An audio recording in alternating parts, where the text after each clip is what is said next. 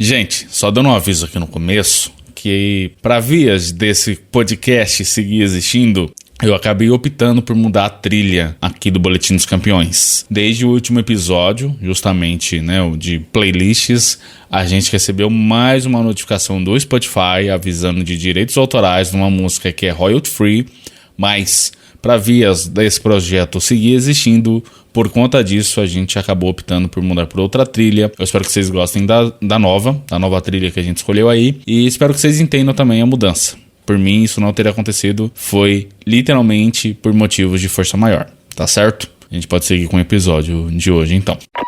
10 mil graus, valeu que tá fechadão, café pelo trem bala.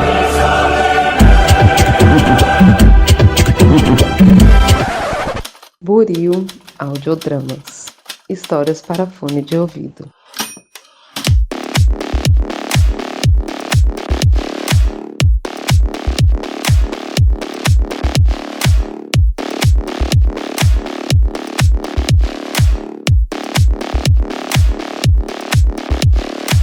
Olá, olá! Pra você que acaba de sintonizar em mais um episódio aqui da Rádio Oslo, seja mais uma vez muito bem-vindo. Eu sou o Thiago, vulgo James, e hoje irei apresentar mais um Boletim dos Campeões. Sim, rapaz, e finalmente vamos falar das quartas de final da Champions League.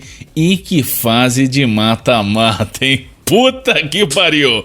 Muitas emoções, muitas partidas boas, e o bem venceu a final, porque tem um certo time de Madrid aí que foi eliminado e eu não preciso mais fingir que gosto deles. A minha zica finalmente serviu pra alguma coisa. Mentira, na verdade foi mérito total desse poderoso Arsenal. Mas bora logo pro episódio então, porque essas quartas foram da hora demais.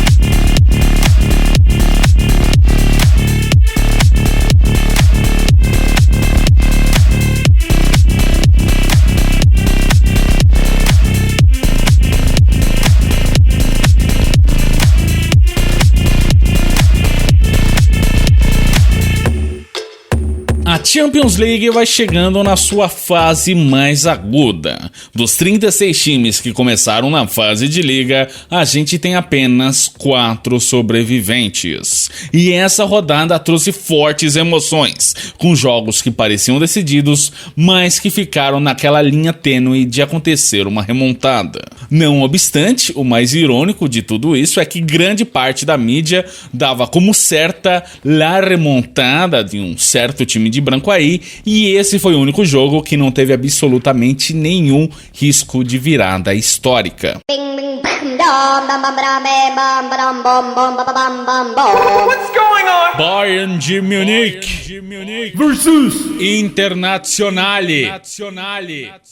Mas abrindo então com Bayern de Munique e Internazionale de Milão, o jogo de ida rolou na Allianz Arena. Em Munique, o nosso Baião da Massa foi derrotado pelos Nerazzurri. Os italianos, inclusive, foram quem estrearam o placar aos 38 com gol do argentino Lautaro Martinez. O Bayern conseguiu arrancar o empate aos 85 com Thomas Müller, o potente e sonoro Thomas Müller, mas os bavaros nem tiveram muito tempo para comemorar, porque já aos 88 minutos, Fratesi deixou a Inter em vantagem mais uma vez. No jogo de volta que rolou no estádio San Siro em Milão, tivemos fortes emoções. O inglês Harry Kane, que inclusive está prestes a sair da sua seca infindável de títulos, porque vai ganhar a Bundesliga rodada mais, rodada menos nessa temporada, abriu o marcador para os alemães aos 52 minutos, deixando tudo igual no agregado. Só que o Lautaro não estava assim muito camarada dos bávaros, até porque ele é pago para, derrotar os adversários, e ele pôs água no chope dos nossos alemães aqui ao marcar aos 58 minutos e devolver a vantagem para a Inter. Pavard se fez valer da lei do ex e ampliou para a Inter aos 61. Só que aos 76, o também inglês e também ex-Tottenham, Eric Dyer, tão questionado, marcou pro Bayern aos 76. E sim, eu repeti a minutagem aqui porque com certeza você não prestou atenção da primeira vez, então eu tô enfatizando aqui, deixando por fim então os minutos finais da partida num clima absolutamente dramático. O Bayern estava a um gol de levar o jogo para prorrogação, mas essa Inter se defende bem, não à toa a melhor defesa dessa Champions League, com apenas 5 gols sofridos e igual John Tex, não deixou passar mais nada.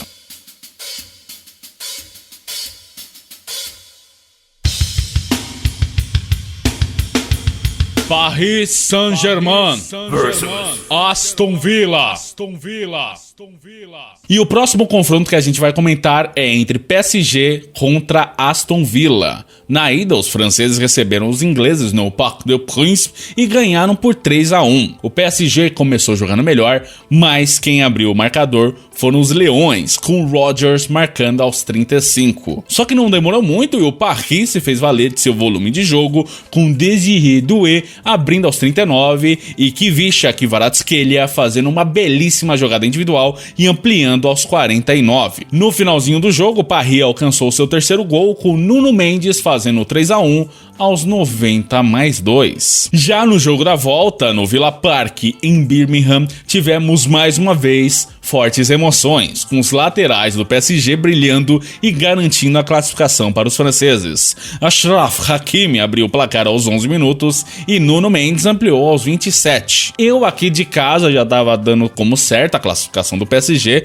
pensei até que poderia vir uma goleada por aí, só que o Aston Villa não abaixou a cabeça, foi para cima e quase conseguiu o impossível. O belga Tielemans diminuiu para os ingleses aos 34, assim como McGinn aos 55 e Konsa aos 57. Cara, quando saiu o gol do Konsa, eu tava certo que o Villa ia vencer. Esse terceiro gol deles foi muito bem trabalhado, foi uma jogada lindíssima. O Rashford, tão contestado no United, tava brilhando muito nesse jogo, tava jogando muito. Essa jogada dele aqui, o passe dele que ele dá pro Konsa foi muito foda. Cara, assim...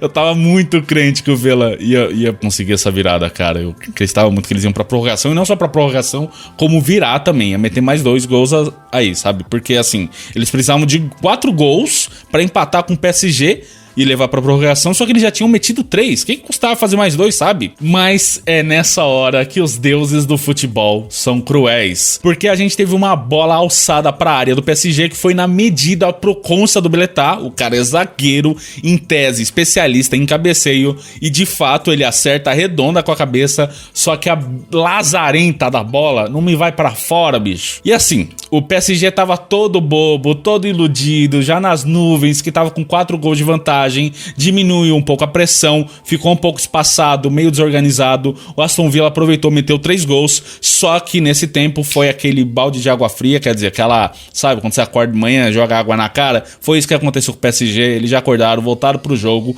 conseguiram se defender e, infelizmente, não aconteceu mais nada na partida. PSG vai para mais uma semis. E assim, de verdade, parabéns demais pro PSG. Estão jogando muita bola, é um time muito mais simpático do que nas últimas temporadas. Quem diria que era só o Neymar e o Mbappé sair desse time pra gente começar a gostar dele.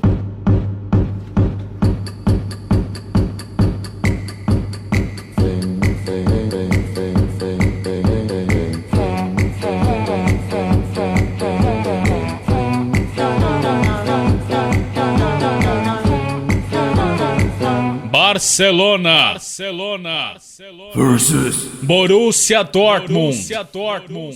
Mas não foi só em Birmingham que a gente teve alguns sustos. Barcelona e Borussia Dortmund se enfrentaram por uma vaga nas semis, e na ida no Estádio Olímpico Luiz Companys, os culés meteram 4-0 para cima dos alemães, com gols de Rafinha, Lamine Yamal e Robert Lewandowski, com o polonês inclusive dobletando. E eu vi que infelizmente o Lewandowski se lesionou aí, né? Ele vai perder o final da Copa do Rei e também os jogos das semis. Complicated. Mas, de qualquer forma, mais uma partida magistral do Barcelona. Cara, é uma partida pra testar que o Barcelona é o time a ser batido nessa Champions. Só que na volta, meus amigos, quase que a bruxa deu as caras. O Clube Bruges já caiu, mas a bruxa quase que deu as caras por aqui, porque o Borussia precisava de 4 gols e eles até conseguiram marcar 4 gols nessa partida. Pena que um deles foi contra. No Westfalen Stadium, em Dortmund, Serhou Guirassy fez um hat-trick, abrindo o placar aos 11 minutos de pênalti, dobletando aos 49 e hat-trickando aos 76. Um desempenho magistral, não é mesmo?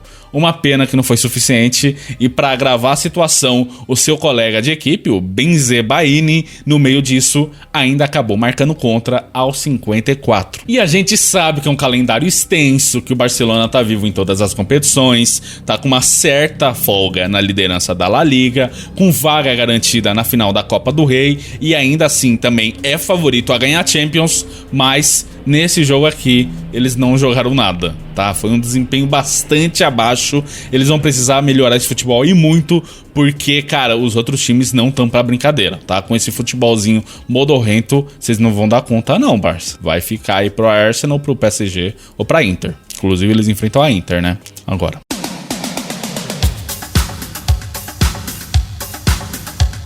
Arsenal. Gunners. Virtus. Aquele time de Madrid. E um desses times que o Barça vai ter que melhorar muito o futebol, se quiser ganhar, é o Arsenal, porque os nossos Gunners, contradizendo toda a mídia, deram um banho de bola para um certo time de Madrid aí. Na ida nos Emirates Stadiums, simplesmente 3-0, com 2 belíssimas cobranças de falta muitíssimo bem convertidas pelo arroz inglês Declan Rice. O inglês marcou primeiro aos 58 e novamente aos 70. Isso por si só já foi ridículo de bizarro no melhor sentido da palavra, foi muito foda porque foram 2 putas batidas. Putaria, foi putaria o que aconteceu aqui, tá? Cara, a primeira delas, eu jurava que a bola tinha ido pra fora. Foi um chute inacreditável. E eu tava vendo sem áudio o jogo, né? Porque assim, aconteceu de eu estar vendo sem áudio e eu levei um instante pra perceber que tinha sido gol. Tá ligado? Os jogadores do Arsenal foram correndo pra comemorar. Eu fiquei tipo, cara, o que vocês estão comemorando? A bola foi pra fora. Quando eu vi que tinha sido gol, eu caí em joelhos em terra, apontei pro céu, igual Daniel Bryan, fiz vários yes, yes, yes. Essa referência pra poucos, mas tá, entendo que foi um bagulho louco. Mas o negócio fica ainda mais doido quando a gente fica sabendo que o Rice nunca antes em sua vida tinha convertido uma cobrança de falta em jogo oficial. Eu lembro de alguns gols dele de média distância, mas foi simplesmente mágico ver ele fazendo esses gols. Cara, foi muito absurdo quando marcaram a segunda falta. E na hora eu falei, pô, tem que deixar o cara cobrar, sabe? Pensei assim, pô, já pensou se ele marca de novo? Esse é um negócio bizarro. E aí quando ele foi pra cobrança e fez, pô, foi... Tirei a camisa, corri pelado pela casa, foi louco. E uma curiosidade que eu fiquei sabendo é que na primeira cobrança, um membro da comissão técnica tava querendo que, acho que o Saka lançasse a bola pra área. Até porque faz sentido. Tava muito longe, cara. Tava muito longe pra uma cobrança direta. Então, o mais comum nesse caso é alçar a bola pra área e fazer chuveirinho. Fazer chuveirinho não, né? Fazer aquelas jogadas ensaiadas que eu acho que não trabalha muito bem, bola parada, né? Alguém alça pra alguém e pro Magalhães completar. O Magalhães não tava em campo, mas, de qualquer forma, foi essa a orientação desse membro da comissão técnica. Só que o Saka viu que o Rice tava com muita confiança e ele falou, pô, você tá confiante e bate direto. E o resto é história, né? E cara, é muito foda quando um jogador que nunca antes tinha feito gol de falta marca 2 simplesmente contra esse certo time de Madrid aí. Mas a gente ainda teve o gol do Merino, Miquel Merino, o espanhol Miquel Merino, ex-Real Sociedad, que se encontrou como centroavante. Ele era volante, meio campista, mas tá se achando como centroavante nesse Arsenal. E cara, o gol dele foi muito foda também, sabe? Ele simplesmente completa de primeiro uma bola na entrada da área pra vencer o Courtois. Cara, o Courtois, sabe o quão difícil é fazer gol nesse Courtois? Eu sei muito bem. Eu ainda tenho traumas hoje daquela final da Champions de 2022. Um meme do Octopus, Courtois Octopus, não é à toa. O cara simplesmente costuma fechar o gol, mas hoje deixou passar 3, né? Nossa, que pena, que coisa.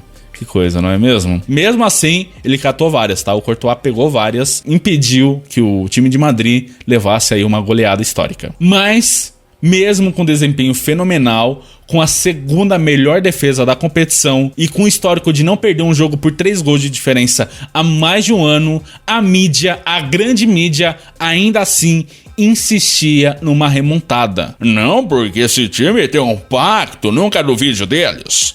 E era sempre time de Madrid, time de Madrid, time de Madrid. Como se tivesse sido assim, um desvio no percurso desse time, sabe? Como se fosse demérito do time de Madrid. Não é mérito. Como se o Arsenal não tivesse tido nenhum mérito nessa vitória, tá ligado? Teve gente falando que o Arsenal era um time de frouxos, que era só questão do time de Madrid achar um gol com 10 minutos que o Arsenal ia peidar e que não sei o quê. Pois bem, o time de Madrid até achou um gol, mas foi apenas com 67 minutos de jogo e uma oportunidade atípica, uma decisão equivocada do Saliba, que o Vini Júnior aproveitou muito bem para diminuir o prejuízo. Só que assim, 2 minutos antes disso, o Arsenal já tinha marcado mais um gol com o Saka vencendo o Courtois pela primeira vez, né? Porque teve um pênalti lá no comecinho da partida, aos 3 minutos, que o Saka acabou desperdiçando, mas redimiu. Ele inventou de cavar no pênalti, tá no direito dele, né? Mas enfim,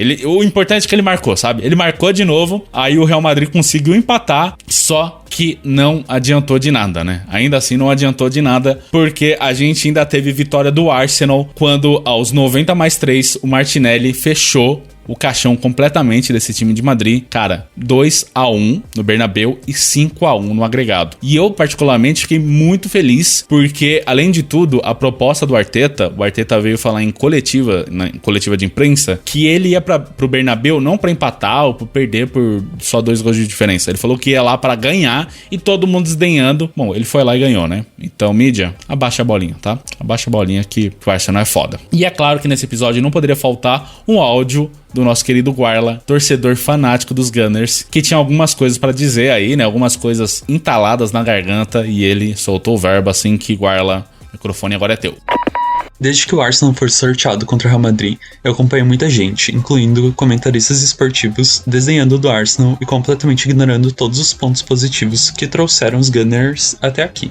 O pessoal falava que o Arsenal não teria chance, que Real Madrid, 15 vezes campeão da Champions, passaria fácil, e que muitos já estavam ali pensando como que seria o jogo contra o PSG nas semifinais. Só que esquecem que 15 taças não entram em campo. O pessoal falava que o Arsenal não teria casca, mas esquecem que esses jogadores enfrentam os melhores times do mundo toda semana. Esquecem que eles têm experiência pelas suas seleções e antigos clubes. E também falavam que o Arsenal perdia jogos fáceis contra Bournemouth e West Ham, mas esqueciam que Real Madrid nessa temporada perdeu para times como o Espanhol, Betis e pro fracassado, falido Valência, que o Real Madrid foi goleado 2 vezes pelo Barcelona nessa temporada. Esquecem também que o Arsenal tem uma campanha muito melhor na Champions, que é a segunda melhor defesa da competição e a melhor da Premier League. Esquecem que o clube derrotou o PSV na Holanda com o recorde de toda a história da Champions League. Uma goleada que nem o Real do CR7 foi capaz de fazer. Quem torce pro Arsenal ou minimamente acompanha a Premier League sabe dos pontos positivos do clube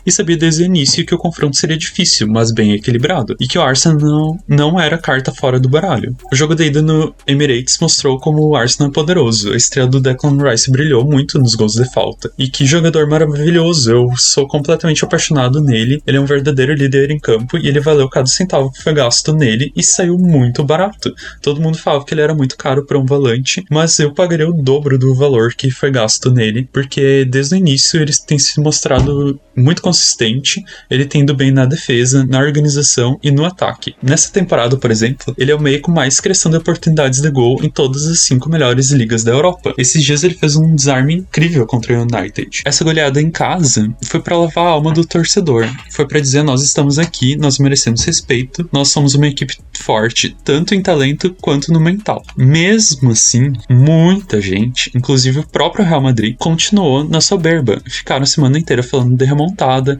fazendo edit, fazendo tudo que é possível, falando de magia, de sei lá o que, acreditando que o Real Madrid iria virar. E realmente poderia virar, mas esqueciam completamente do lado do Arsenal. Tratavam o Arsenal como se fosse um time, sei lá, da 5ª divisão do Campeonato Carioca. troca, sabe? E esqueciam também que o Real Madrid não vira um placar assim, de 3-0, há décadas, e que o Arsenal não havia levado 3 gols de diferença em nenhum jogo durante toda a temporada. O jogo de volta no temido Bernabéu foi molezinho para Arsenal, que anulou completamente o time espanhol, atual campeão da Champions. O Raya mal trabalhou e o Real Madrid fez 3 míseras finalizações a gol. Eles precisavam fazer 3 gols e mal chutaram 3 vezes durante os 90 minutos no Bernabéu.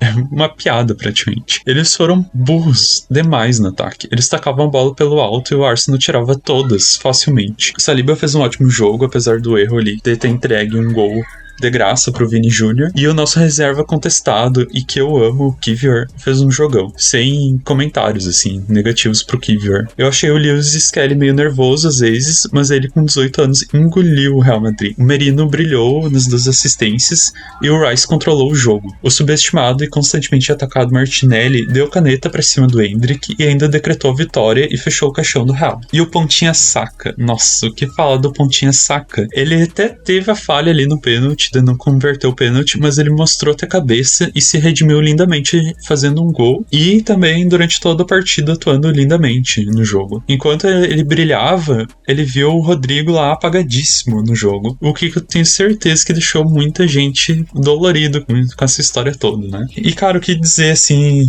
do agregado 5-1 foi o agregado mais tranquilo das quartas de final da Champions. O Arsenal de novo passa com tranquilidade na fase de liga, nas oitavas de final, nas quartas de final. Ele vem muito forte, muito preparado para essa semifinal contra o PSG. Vai ser difícil, mas ele tem mostrado aí que tem potência sim, e que as pessoas não podem ignorar a capacidade do Arsenal. Para mim, eles têm plenas condições de vencer a Champions League, e eu torço muito para que isso aconteça, porque esses jogadores merecem muito, assim. O clube merece, porque nunca venceu uma Champions e sempre é contestado por isso. É o maior clube europeu que nunca venceu, né, a Champions League, e esse elenco é muito especial. Ele é tipo, é um elenco muito unido, é muito talentoso. Eu vejo um trabalho coletivo magnífico, um trabalho de contratação, de equipe técnica maravilhosa, e é uma equipe que merece muito. Eu espero que eles vençam, e é isso aí, pessoal.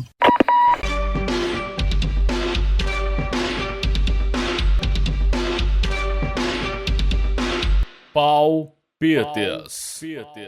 Mas vamos agora para os nossos palpites, trazendo antes o resultado das quartas. Como são só 4 jogos, eu vou ser direto aqui. Eu apostei que esse certo time de Madrid passava, mas só porque eu tava fazendo personagem. No fundo eu tava torcendo pro Arsenal ganhar. Foi o que o Guarla apostou, ele pontuou aqui. Eu e o Guarla, a gente acertou o resultado entre o PSG e Aston Villa, e também entre Barcelona e Borussia Dortmund. E o Guarla apostou no Bayern passando da Inter, mas eu pontuei. Então no final das contas a gente empatou aqui, cada um com 30 pontos. Tá certo? Indo agora então pros palpites das semis entre Arsenal e PSG. Eu apostei no PSG, enquanto que o Guarla apostou no Arsenal. E entre Barça e Inter, eu apostei na Inter, enquanto que o Guarla apostou no Barcelona. Sim, a gente foi do contra em tudo, porque eu pensei, cara, eu e ele dando os mesmos palpites, que graça que tem, sabe? Assim alguém pontua, né? Pelo menos alguém pontua. Mas é isso, gente. Vamos indo aqui para mais um encerramento. Sim, demorou para sair esse episódio. Era pra ter saído antes. Mas, cara, eu tô com tanta coisa na vida, gente. E assim, foi uma quarta de final tão foda, mas tão incrível. Foi muito divertida, foi muito legal ver todos esses jogos, as fortes emoções, o time de Madrid caindo. E eu não tava, digamos assim, com ânimo. Com ânimo no sentido de que eu não achava que eu conseguia passar o entusiasmo que eu senti durante os jogos. Porque a semana foi corrida, eu tava cansado, final de semana de Páscoa. E em tese era pra descansar no feriado, mas a gente nunca consegue, né? De qualquer forma, estamos gravando aqui hoje. Espero que eu tenha conseguido passar a emoção que eu senti durante as partidas, porque é isso, cara, foi muito legal. Essa Champions tá muito maravilhosa e é muito bom. Cara, vocês não sabem a sensação que é saber que esse time de Madrid não tá na final. Cara, só de você saber que tem outros times incríveis com projetos sensacionais tendo a chance de erguer uma taça do peso que é a Champions League, porra, é incrível. E a Europa e a Conference League também estão muito fodas. Essa semana ainda, quem sabe, talvez, acho que sim, com quase certeza, a gente traz aqui também pra comentar. Mas é isso, vamos indo pro encerramento aqui. Só não esqueçam antes de dar like, se inscrever, compartilhar, avaliar a gente no Spotify, aquela papagaiada toda, que se você não fez, faça, por favor. também lurk, por que não? Sempre bem-vindo. E é isso. Eu fui Thiago, vulgo James, empolgadíssimo com essa Champions League e as competições europeias como um todo. E você foi o nosso ouvinte. Tchau, tchau. E Vizcaya Barça ou Gunners, não sei. Eu não sei pra quem torcer nessa final, mas tá. É isso. Um beijo, abraço. É nóis.